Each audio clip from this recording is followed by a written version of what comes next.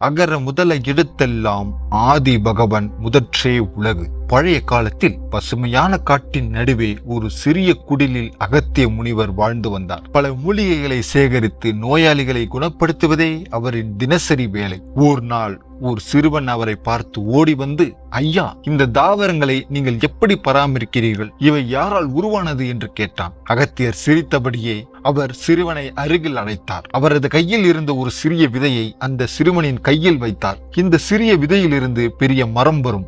ஆனால் அந்த விதை முதலில் யாரால் வந்தது தெரியுமா? அந்த விதையின் முதல் தொடக்கம்தான் ஆதி பகவன் என்று சித்தர் சொன்னார். எப்படி எழுத்து ஆவில் துவங்குகிறதோ அதுபோல மரம் விதையிலிருந்து வளர்கிறது. அப்படியே இந்த உலகமும் ஒருவரால் துவங்குகிறது. அவரை நினைத்து வாழ்ந்தால் நம் வாழ்க்கையும் நல்லதாக இருக்கும். சிறுவன் அந்த விதையை தரையில் விதைத்தான். அது முளைத்தது. அவன் தினமும் அதற்கு நீர் ஊற்றினான். நாளுக்கு நாள் அது சிறிய கொடியிலிருந்து பெரிய மரமாக வளர்ந்தது. சிறுவனின் மனதில் ஒரு உண்மை பதிந்தது.